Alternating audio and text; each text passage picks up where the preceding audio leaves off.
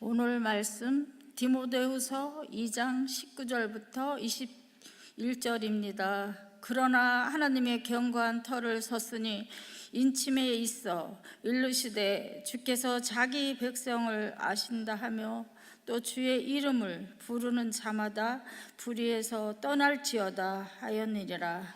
큰 집에는 금그릇과 은그릇뿐 아니라 나무 그릇과 질그릇도 있어 귀하게 쓰는 것도 있고 천하게 쓰는 것도 있나니 그러므로 누구든지 이런 것에서 자기를 깨끗하게 하게 하며 기 쓰는 그릇이 되어 거룩하고 주인의 쓰심이 합당하며 모든 선한 일에 준비함이 되리라.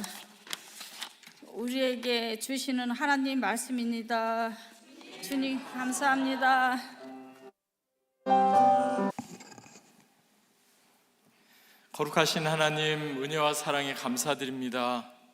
그렇습니다. 주님은 우리의 힘과 능력이십니다. 주님은 교회의 머리가 되시며 지금도 살아서 주를 믿는 모든 믿는 자들의 영원한 산소망이 되십니다. 주님, 이 시간 하나님의 백성이요 주님의 몸된 교회로 부름받은 신실한 주의 종들이 한자리에 모였습니다. 주님 말씀 가운데 모였습니다. 주님, 우리에게 들려주시고 말씀하여 주옵소서. 내 입술의 모든 말과 내 마음의 묵상이 오직 주님께 연락되기 원하오며 존귀하신 주 예수 그리스도의 이름으로 간절히 기도하옵나이다. 아멘. 복된 주일입니다. 하나님의 크신 은혜와 평강이 오늘 특별히 창립 기념주일 예배, 늦은 비 예배 함께 하신 여러분, 그리고 여러분의 가정에 충만하게 임하시기를 주 예수 그리스도의 이름으로 간절히 축원드립니다. 본문을 중심으로 하나님의 견고한 터는 섰으니, 하나님의 견고한 터는 섰으니 라는 제목으로 함께 하나님 말씀 나누겠습니다. 아주 오래전에 2차 세계대전이 벌어졌죠. 일본과 미국 서로 공중전이 여러 차례 이렇게 있었습니다. 그때 미 공군의 전투기의 성능을 보강하고 개선하는 사업을 대대적으로 추진했다고 합니다. 그때 전투기 설비와 제작을 맡았던 연구진들 그리고 무기 전문가들이 한 자리에 모였습니다. 어떻게 하면 전투기 생존율을 더 높이고 격추율을 줄일 수 있을까? 오늘날처럼 무슨 이렇게 유도 미사일 이런 게 있던 게 아니라 직접 전투기에서 이렇게 탄환을 쏴서 그렇게 격추하던 그런 때잖아요. 오늘날로 표현하면 한국의 KF-21, 차세기 전투기 사업, 차세대 전투기 사업, 이렇게 생각해 볼 수가 있겠습니다. 이를 위해서요, 전투에 참여했다가 귀환한 그런 전투기들을 일일이 다 조사한 겁니다. 어디에 주로 총알을 맞았는지 하나하나 이렇게 분석을 했는데 그 분석 결과를 보니까 날개에 가장 많이 총알을 맞았대요. 그 다음으로는 몸통, 그 다음으로는 꼬리에 총알을 맞았답니다. 그래서 사람들이 결정한 거죠. 올커니 이제부터는 좀 날개에 방탄 기능을 더 많이 보강하자. 그래서 격추율을 줄이고 생존율을 살리자, 그렇게 높이자 결정을 한 겁니다. 그런데 이들이 한 가지 지나친 게 있습니다. 간과한 게 있습니다. 그건 뭐냐면 격추됐거나 아예 귀환하지 못한 전투기는 조사를 하지 못했다는 겁니다. 일단 돌아온 것만 조사를 한 거다 보니까 이건 반쪽짜리 조사밖에 안 된 거죠. 이 이야기는요, 정계섭 작가가 쓴 우리 모두는 인지적 구두쇠다라는 책에 나오는 내용입니다. 인지적 구두쇠, 무슨 말일까요? 우리는 마치 보는 것을 구두쇠처럼 본다는 거예요. 내가 보고 싶은 것만 보고 내가 듣고 싶은 것만 듣는다는 겁니다. 그리고 자신이 근거로 제시하는 것도 반쪽짜리의 이야기만 가지고 근거로 제시한다 하는 겁니다. 그러다 보니까 긍정적인 사람은요, 저 사람이 10가지 중에 9가지가 부족해도 잘하는 한 가지가 있으면 너무 잘한다고 그러고 칭찬하고 격려해 줍니다. 반면에 부정적인 사람은 9가지 중에 10가지 중에 9가지를 잘해도 한 가지를 잘못하면 올커니 잘 걸렸다 해가지고 그것을 꼭 지적합니다. 그냥 넘어가는 법이 없습니다. 한마디로 보고 싶은 것만 보고 듣고 싶은 것만 듣는 인지적 구두쇠의 모습이 또한 우리의 모습이기도 합니다. 교회는 어떨까요? 크리스찬은 어떨까요? 우리 그리스도인들은 좀 달라져야 되는데 사실 교회나 우리 그리스도인들도 크게 다르지 않습니다. 언제부터인가 그런 이야기 많이 듣죠. 교회에 젊은이들이 없다. 교회가 예전처럼 부흥하지 않는다. 예전에 한국에 70년대, 80년대 이렇게 지나오면서 그때는 어떤 말이 있었냐면 천막이어도 좋다. 십자가만 걸어놓으면 사람들은 모인다. 그런 얘기가 있었습니다. 90년대를 지나서면서 좀 더 아름답고 큰 교회 예배당을 지으면 사람들은 그곳에 금방 채워진다. 그렇게 했습니다. 그런데 이제는 그러지 않습니다. 아무리 교회 건물이 화려하고 아름다워도 사람들은 더 이상 교회에 오지 않습니다. 부흥하지 않는 거죠. 교회가 한계 상황에 직면했다, 교회가 위기다, 그런 말을 우리는 벌써 한참 동안 들어왔습니다. 그러다가 이제 팬데믹을 맞이하게 됐죠. 2020년에 팬데믹을 맞이하면서 한국의 교회들 가운데 무려 12,000개의 교회가 문을 닫았다, 그런 이야기를 듣습니다. 여러분, 12,000개면 어느 정도 규모인지 아십니까? 우리 교회가 속한 미국 장로교회, 한국 장로교회 모 교단이라고 할 수 있는 미국 장로교회 모든 교회 숫자를 다 합쳐도 10,000개가 안 됩니다. 그러니까 교단 하나가 아예 흔적도 없이 사라졌다, 그런 뜻입니다. 미국은 어떨까요? 미국은 좀 나을까요? 미국은 더 심각합니다. 미주 안에 있는 한인교회 가운데 33%가 팬데믹 이후에 문을 닫았다, 그렇게 이야기합니다. 그러니까 교회가 3개 있으면 그 중에 한 교회는 문을 닫은 그런 겁니다. 여러분, 이런 이야기를 들으면 어떠십니까? 그래도 정말 다행이다, 우리 교회는 아직까지 이렇게 멀쩡하니까 정말 다행이다, 이런 생각이 드십니까?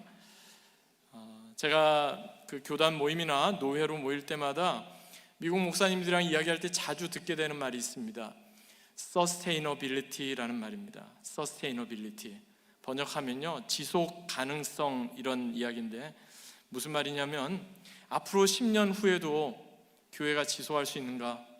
앞으로 20년 후에, 30년 후에도 지금처럼 우리가 함께 모여서 예배드리고 이렇게 사역을 감당할 수 있겠는가 하는 그런 질문들입니다. 실제로 우리 교단의 교회들을 통계적으로 이렇게 살펴보면 우리 교단의 100명 미만의 교회들이 전체 교회의 70%를 차지합니다. 우리 교회는 그러면 큰 교회다, 이렇게 생각하실지 모르겠지만, 그런데 여러분, 제가 신학대학원에서 공부할 때 20여 년 전에 그때 통계는 어떠했는지 아십니까? 우리 교단의 평균은 300명이었습니다. 20년 전에는 교회 평균이 300명이었는데 지금 20년이 지난 지금은 어떻게 됐다? 3분의 1로 줄어든 겁니다. 교회의 70%는 100명 미만 교회다, 그런 이야기가 나오는 겁니다. 지금 300명 되는 교회가 그 당시는 평균이었는데 지금은 몇 퍼센트인지 아십니까? 300명이 되는 교회는 상위 10%입니다. 그만큼 심각한 그런 상황에 우리가 직면했다는 겁니다. 제가 이런 얘기를 하면은 여러분 어두워지시죠, 얼굴이. 목사님, 오늘 우리 창립기념주일인데 그렇게 암울한 얘기해서 되겠습니까? 라고 생각할지 모르겠어요. 그런데 제가 이렇게 말씀드리는 이유는요, 우리 그러니까 분발해야 됩니다, 경성해야 됩니다, 이거를 말씀드리려는 게 아니라, 아무리 그렇게 세상이 어렵고 아무리 교회가 어렵고 부흥이 안 된다고 그렇게 해도 여전히 교회는 희망입니다. 여전히 교회는 세상의 소망입니다. 그 이유를 제가 말씀드리려고 이 말씀을 드리는 겁니다. 왜 교회가 희망이고 교회가 소망인가? 교회의 주인이 우리가 아니기 때문에 그렇습니다. 예수 그리스도께서 교회의 주인이시요 교회의 머리가 되시기 때문에 비록 우리는 부족하고 우리는 실수가 많고 때로는 교회 안에서도 어려움이 있고 그렇지만 그것이 아니라 여전히 교회는 세상의 소망인 겁니다. 오늘 본문인 디모데후서는 일명 목회 서신서로 알려진 본문입니다. 1차적으로는 사도 바울과 함께 오랫동안 동역하며 사역했던 자신의 동역자 디모데에게 준 서신서인데요, 디모데후서를 기록할 당시에 사도 바울은 로마 감옥에 2번째로 투옥이 됐습니다. 아마 사도 바울은 자신의 죽음을 직감했을 겁니다. 이제 내가 이 땅에서의 삶이 얼마 남지 않았구나. 그래서 사도 바울이 아마도 자신의 정말 가장 사랑하는 동역자이자 영적인 아들인 디모데에게 마지막 유언과도 같은 그런 내용을 오늘 본문 가운데 남긴 것 같습니다. 우리가 읽진 않았지만 뒤에 나오는 디모데후서 4장 6절에 보니까 사도 바울이 이렇게 말씀합니다. 전제와 같이 내가 벌써 부어지고 나의 떠날 시각이 가까웠도다. 그가 이 땅에서의 삶이 얼마 남지 않았음을 그는 직감했습니다. 그러면서 지금 에베소 교회에서 귀한 사역을 감당하고 있는, 자신의 대를 이어서 목회를 이어가고 있는 디모데에게 이렇게 지금 권면하고 있는 겁니다. 에베소 교회는 어떤 교회일까요? 7교회 가운데 첫 번째로 나왔던 이름처럼 유명한 교회죠. 귀한 교회입니다. 그런데 칭찬도 받았지만 또한 책망도 받았죠. 몇 주 전에 제가 말씀드린 것처럼 에베소 교회가 책망받았던 이유는 첫 사랑을 잊어버렸기 때문이다. 그것을 여러분 기억하실 겁니다. 에베소 교회가 귀한 교회인데도 그 안에도 어려움이 있었어요. 오늘 보면 바로 앞에 나오는 17절, 18절에 보니까 두 사람의 이름이 나옵니다. 첫 번째 사람은 후메네오고요, 두 번째 사람은 빌레도입니다. 그들을 가리켜서 어떻게 표현하고 있냐면은 그들의 말은 악성 종양이 퍼져 나감과 같다. 그 중에 후메네오와 빌레도가 있다. 이렇게 말합니다. 아마도 사도 바울이 생각할 때 후메네오, 빌레도 그 두 사람 생각하면 마음에 너무 힘들었던 것 같아요. 그러면서 지금 디모데에게 이렇게 이야기합니다. 악성 종양이 퍼져나가는 것 같다. 하지만 아무리 교회 안팎의 상황과 환경이 어렵더라도 그래도 교회를 누가 지킨다? 주님께서 지키신다. 그것을 말씀하고 있습니다. 오늘 본문 19절 보시겠습니다. 우리 같이 한번 읽어보겠습니다. 시작. 그러나 하나님의 견고한 터는 섰으니 인침이 있어 일렀으되 주께서 자기 백성을 아신다 하며 또 주의 이름을 부르는 자마다 불의에서 떠날지어다 하였느니라. 아멘. 제가 다시 한번 읽어보겠습니다. 그러나 하나님의 견고한 터는 섰으니 인침이 있어 일렀으되 주께서 자기 백성을 아신다 하며 또 주의 이름을 부르는 자마다 불의에서 떠날지어다 하였느니라. 하나님의 견고한 터, 바로 교회입니다. 아무리 교회를 흔들고 어지럽히는 사람이 있더라도, 아무리 외적으로 교회에 많은 핍박과 어려움이 있더라도 하나님의 견고한 터가 서 있다는 겁니다. 근데 과거에 서 있었다가 아닙니다. 앞으로 서게 될 거다도 아닙니다. 지금도 계속 하나님의 견고한 터는 현재 진행형으로 세워지고 있다 하는 겁니다. 여기 보니까 영어 표현이 좀 더 원문에 가까운데요, 영어로는 이렇게 되어 있어요. Nevertheless, God's solid foundation stands firm. 하나님의 견고한 터는 흔들리지 않는다는 겁니다. 본문에서 사도 바울은 자신의 동역자여 자신의 후임 목회자였던 디모데에게 다른 것을 권면하지 않습니다. 힘을 내라, 용기를 내라, 믿음을 가져라, 이거 말씀하지 않습니다. 하나님의 견고한 터는 서 있다. 흔들리지 않는다. 견고하게 서 있다.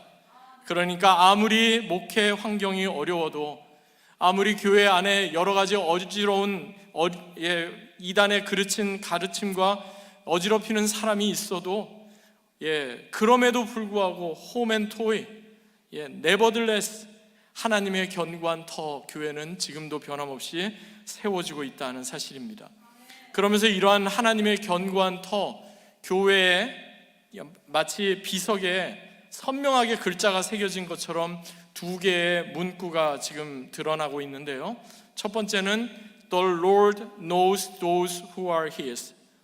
주께서 자기 백성을 아신다는 겁니다.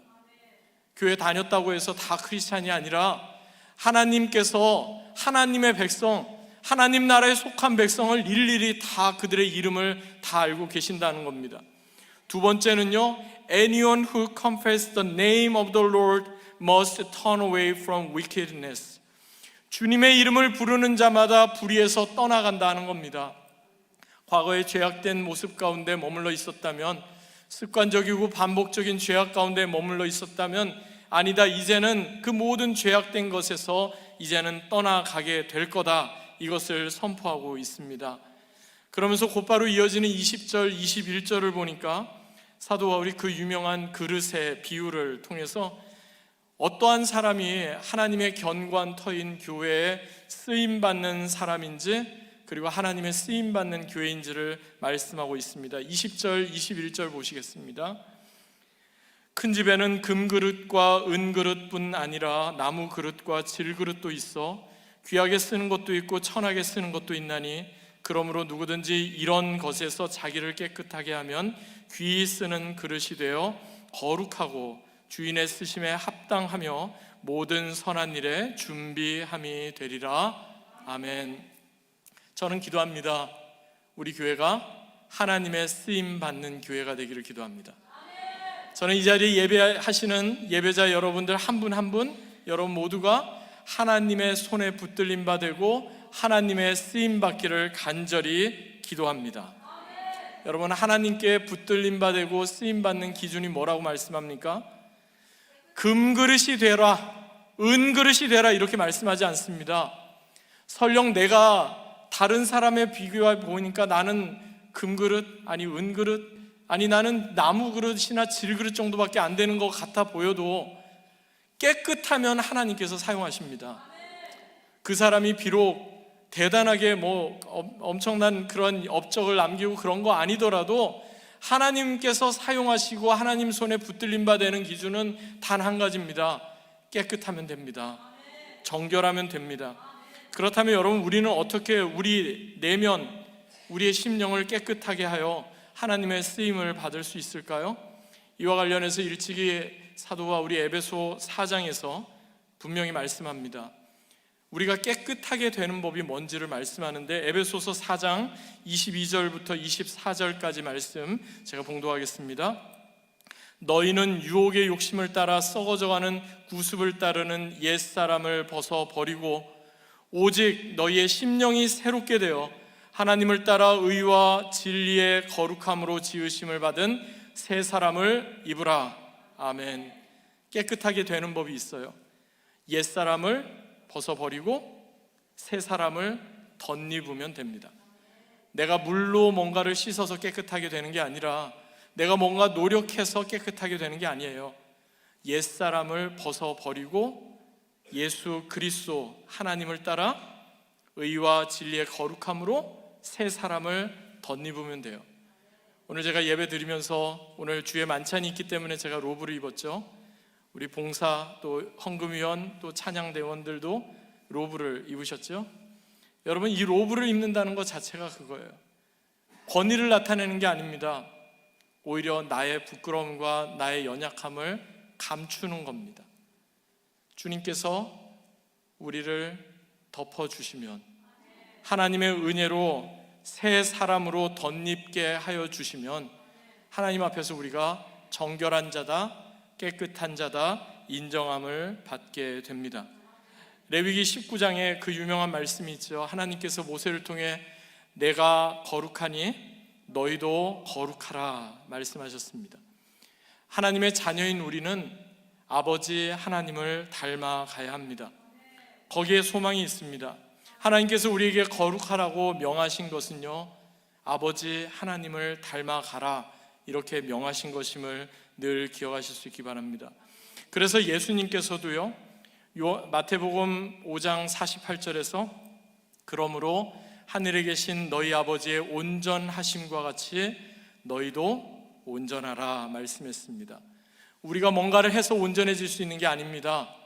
그리스도로 덧입게 될 때 우리는 온전하다, 깨끗하다 인정받는 겁니다. 또 사도 바울도 에베소서 5장 1절 그리고 2절에서 그러므로 사랑을 받는 자녀같이 너희는 하나님을 본받는 자가 되고 그리스도께서 너희를 사랑하신 것 같이 너희도 사랑 가운데 행하라 말씀했습니다. 여러분, 세상에 우리가 살면서 어떻게 하나님을 세상 가운데 보여줄 수 있습니까? 어떻게 우리가 세상 가운데 예수 그리스도의 복음을 드러낼 수 있습니까? 사랑할 때입니다. 사랑하면 세상 사람들이 하나님을 보게 된다 말씀했습니다. 사랑하면 세상 가운데 그리스도의 보혈이 드러난다 말씀했습니다. 특별히 오늘은 우리 교회가 이제 내슈빌 한인 장로교회로 우리가 함께 모여 예배를 드리기 시작한 지 정확히 44주년 되는 기념주일입니다. 매년 창립 기념주일을 맞이할 때마다 여러분 무엇을 떠올리십니까? 초창기 교회가 참 어려웠던 그런 때 참 귀하게 헌신하셨던 신앙의 선배님들을 떠올리십니까? 물론 떠올리셔야 합니다. 근데 여러분, 우리가 다시 한번 떠올리고 생각해야 될 게 있다면 지금 바로 이때 2025년 10월 26일 창립 44주년을 맞이하는 바로 오늘 우리에게 기대하시는 하나님의 기대가 무엇인가를 생각하는 겁니다. 교회가 존재하는 존재 목적과 사명이 무엇인지를 다시 한번 확인하는 것입니다. 올해 우리의 교회의 표 이 앞에 있는 것처럼 Growing up into Him, 그분에게까지 범사에 자라나라, 영적인 성장이잖아요. 저는 이것을 생각할 때마다 우리가 영적으로 성장하기 위해서는 세 방향이 요구됩니다. 세 방향. 첫 번째, 위로는 upward, 하나님을 예배하는 겁니다. 그리고 두 번째, 밖으로는 outward, 이웃을 섬기고 세상을 섬기는 겁니다. 그리고 세 번째, inward, 우리 안으로는 오늘 말씀처럼 깨끗하고 정결한 것을, 거룩함을 회복하는 것입니다. 그러게 될 때 우리는 지금도 좋은 교회이지만 앞으로 10년 뒤, 20년 뒤 더 건강하고 아름다운 교회로 더 견고하게, 하나님의 견고한 터가 더욱 견고하게 세워져 나갈 줄로 믿습니다. 이제 말씀을 맺겠습니다. 요한계시록 2장과 3장에 보면 일전에도 말씀드린 것처럼 7교회 이야기가 나옵니다. 그 중에는 칭찬만 받았던 교회가 있습니다. 서머나 교회, 빌라델비아 교회입니다. 칭찬과 책망을 동시에 받았던 교회도 있습니다. 오늘 본문의 배경이 되는 에베소 교회, 버가모 교회, 두아디라 교회입니다. 칭찬은 전혀 없고 책망만 받았던 교회도 있어요. 사대 교회, 라오디게아 교회입니다. 여러분, 우리 교회는 어느 교회일까요? 칭찬만 받았던 교회? 왜 고개를 저으세요? 칭찬과 책망도 같이 받았던 교회? 아니면 책망만 받았던 교회? 여러분, 우리 교회는요, 예수 그리스도의 하나님의 견고한 터가 서 있는 교회입니다. 그렇게 되면 하나님께서 우리를 사용하여 주십니다. 처음부터 문제가 전혀 없는 좋은 교회는 없습니다. 문제는 다 있습니다. 그러나 하나님의 견고한 터가 계속해서 세워져 나가고 교회로 부름받은 우리가 정결함과 거룩함을 계속해서 회복하게 되면 그것을 통해 하나님께서 일하게 되시는 겁니다. 특별히 오늘 창립 기념주일을 맞이하면서 다시 한번 성령께서 우리에게 주시는 이 말씀 우리의 마음에 되새기십시다.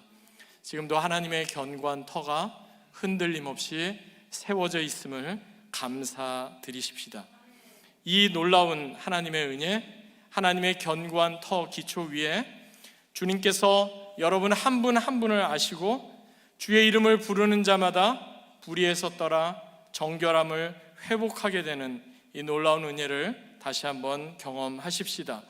그래서 때로는 우리 삶의 막막함과 우리 삶의 답답함을 경험하는 때가 있더라도 진정 우리의 빛과 진리 되시는 예수님 온전히 집중하며 주님 다시 오시는 그날까지 오직 예수 그리스도께서 주인 되시는 교회, 하나님의 영광을 나타내는 교회로 그렇게 살아가는 저와 여러분, 우리 내슈빌 한인장로교회가 다 되기를 주 예수 그리스도의 이름으로 간절히 축원합니다. 아멘.